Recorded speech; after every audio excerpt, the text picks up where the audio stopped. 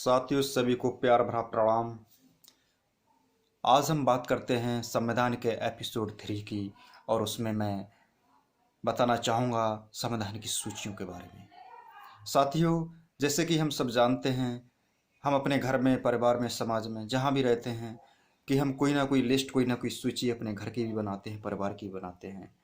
तो इसी तरीके से संविधान में उस समय विदेशी लोगों ने और जो संविधान गढ़ा गया तो सूची की जरूरत पड़ी और उस समय मूल सूचियों को 8 बनाया गया, जो धीरे धीरे जैसे जरूरत पड़ी संविधान को वो 12 जाके हो गई। अभी वर्तमान में जो सूचियों की संख्या है वो 12 है। चलो हम चलते हैं प्रथम सूची की ओर। प्रथम सूची हमारी कहती है कि हमारे देश एक गणराज्य है जिसमें राज्य और केंद्र शासित राज्य हैं, जो कि उनके बीच जो शासित केंद्र शासित राज्य और राज्यों का गठन है, जो हमारी प्रथम सूची वर्णन करती है राज्यों के गठन का और केंद्र शासित प्रदेशों का। हम दूसरी सूची की बात करेंगे दोस्तों। दूसरी सूची हमारी जो है उसमें हमारे देश के राष्ट्रपति, गवर्नर, किसी भी राज्य का गवर्नर या फिर राज्यपाल और उच्चतम न्यायालय के न्यायाधीश, उच्च न्यायालय के न्यायाधीश, हम बात करें लोकसभा के सभापति, राज्यसभा के सभापति, लोकसभा अध्यक्ष, राज्यसभा अध्यक्ष, राज्यसभा सभापति, उन और बात करें हम महानियंत्रक, लेखा परीक्षक, इन सब के वेतन भत्तों की बात है। यहाँ पर हम बात करें, अगर वर्णन होता है या कुछ भी निहित है हमारे संविधान में, दूसरी सूची में वेतन भत्तों की बात है और मूल रूप से वेतन भत्ते उसमें निहित हैं कि किसका कितना वेतन और किस तरीके से आवंटित होता है भारत सरकार के द्वारा। हम दोस्तों तीसरी सूची की बात करते हैं। तीसरी सूची हमारी कहती है, तीसरी सूची का कहना है कि अगर कोई ऊंचे पद पर आसीन होता है, चाहे राष्ट्रपति हो या हम बात करें प्रधानमंत्री हो, कोई राज्यपाल हो, सुप्रीम कोर्ट या उच्चतम न्यायालय का न्यायाधीश हो, उच्च न्यायालय का न्यायाधीश हो, सभापति हो, राज्यसभापति हो, सभी को शपथ ग्रहण कराया जाता है, जो कि हमारी संविधान की सूची 3 में वर्णित है। हम बात करते हैं संविधान की सूची 4 की। जो संविधान की सूची 4 है उसमें राज्यसभा की सीटों का बंटवारा है। किसी भी राज्य में उसकी भौगोलिक परिस्थिति और वहाँ के मताधिकार के अनुरूप, वहाँ के रेशियो के अकॉर्डिंग, वहाँ के अनुपात में जो जनसंख्या होती है, हम राज्यसभा सीटें भी आवंटित की जाती हैं भारत सरकार या संविधान के तहत। और संविधान कहता है कि राज्यसभा कितनी महत्वपूर्ण भूमिका निभाती है किसी भी कानून को बनाने में या देश की संसद को चलाने में। आगे हम बात करते हैं सूची 5 की। सूची 5 हमारी जो कहती है उसमें हमारे देश के जो अनुसूचित वर्ग के लोग थे उनको बराबरी के हक दिलाने के लिए उनको आरक्षण देने का जो वर्णन मिलता है हमारी सूची 5 में है। हम सूची 6 की बात करते हैं तो सूची 6 में विशेष रूप से जनजाति लोगों को, जनजाति, अनुसूचित जनजाति समाज के लोगों को वहाँ पर दर्जा दिया गया और उनको समाज में बराबरी के हक देने के लिए उनके लिए जो योजना भारत सरकार चलाती है एक तरीक़ा से विशेष अधिकार दिए गए हैं। इन खासकर 4 राज्यों के लिए, आसाम, मेघालय, मिजोरम और त्रिपुरा के लिए, वहाँ के जनजाति लोगों के लिए, उनके उत्थान के लिए, उनकी शिक्षा के लिए, उनके वर्ग को और बराबरी का दर्जा दिलाने के लिए हर तरीके से एक तरीके से विशेष जो अधिकार दिया गया, एक स्पेशल प्रोविजन आवंटित किया गया है भारत सरकार के तहत। हम बात करते हैं सूची 7 की। सूची 7 में दोस्तों मैं बताना चाहूँगा, सूची जो 7 है उसमें जिक्र किया गया है राजकीय सूची का और एक हमारी केंद्र की सूची का। केंद्र और राज्य के बीच एक तरीके से कहें शक्तियों का बंटवारा, शक्तियों का जो बंटवारा होता है केंद्र और राज्य के बीच, मैं बता देना चाहूँगा इन शक्तियों का। जैसे कि किसी राज्य का कोई मुख्यमंत्री होता है, देश का कोई प्रधानमंत्री होता है केंद्र में, तो उनके बीच शक्तियों का जो बंटवारा होता है वो हमारी सूची 7 में आता है। और इनके बीच एक सूची और काम करती है जिसे मैं कहना चाहूँगा समवर्ती सूची। समवर्ती सूची जो है हमारी ऑस्ट्रेलिया से ली गई थी और इनका मैं जिक्र करना चाहूँगा कि इस सूची में जो है समवर्ती सूची का जो सबसे महत्वपूर्ण भूमिका निभाती है कि अगर कोई राज्य या केंद्र के बीच मतभेद हो जाते हैं तो उनके बीच जो समवर्ती सूची है एक पुल का काम करती है, एक ब्रिज का काम करती है, बहुत महत्वपूर्ण भूमिका निभाती है हमारी 7वीं सूची। और हम बात करते हैं 8वीं सूची का। 8वीं सूची हमारी संविधान की एक तरीके से बहुत महत्वपूर्ण सूची है जिसमें कि क्षेत्रीय भाषाओं का वर्णन मिलता है।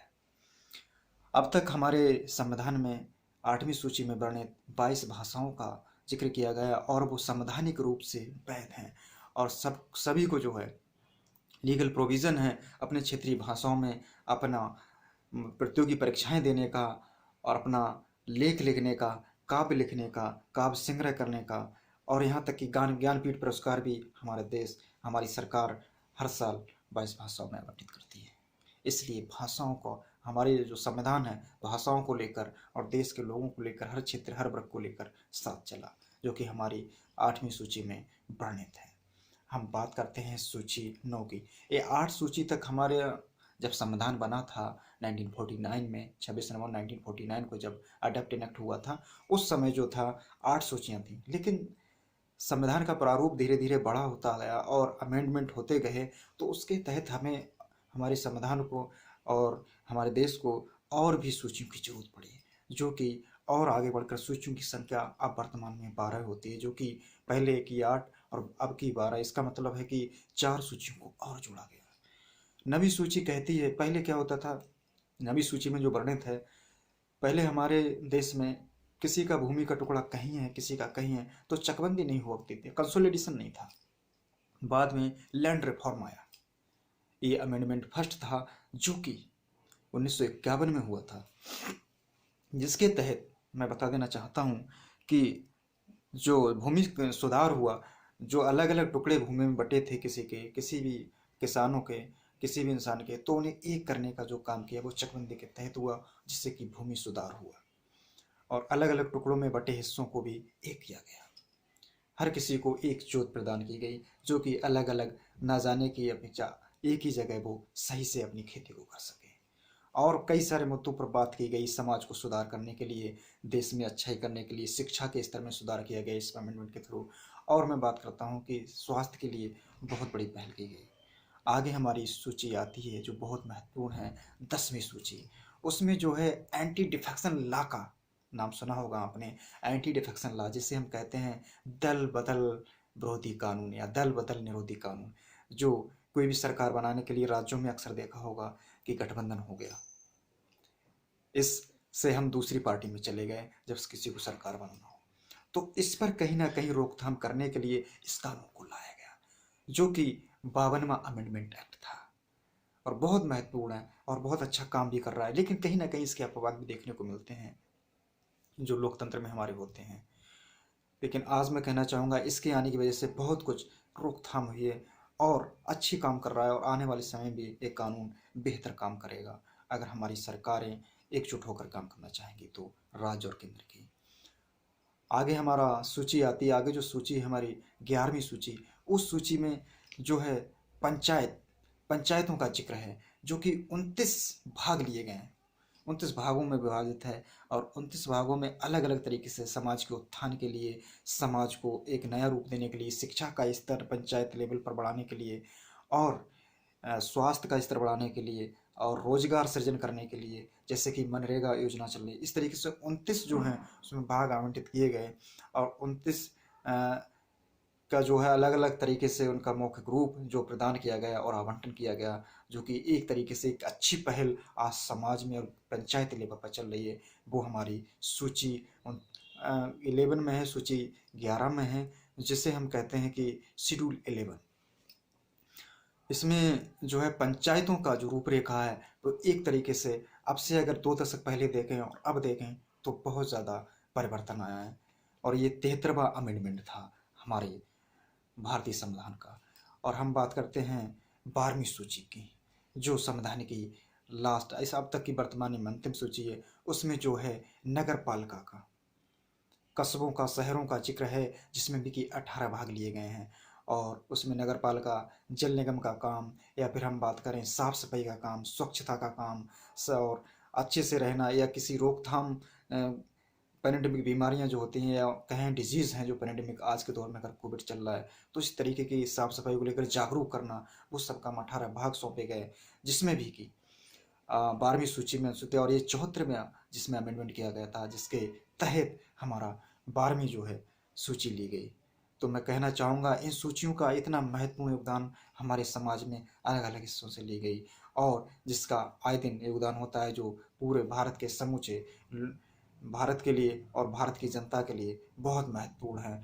और आगे अगर इन सूचियों का विस्तार से मैं वर्णन करना चाहूँगा और आगे मैं और अच्छे से करना चाहूँगा और मैं बताना चाहूँगा, इन सूचियों का जिक्र करूँगा आगे। आज तक के लिए इतना ही दोस्तों सूचियों के बारे में। अब मैं विदाई लेता हूँ आपसे और आगे मिलता हूँ संविधान के अगले एपिसोड के साथ। तब तक के लिए जय संविधान, जय हिंदुस्तान। और मैं कहना चाहूँगा आप स्वस्थ रहें और सुरक्षित रहें, खुद को रखें, अपने परिवार को रखें। जय हिंद, जय भारत।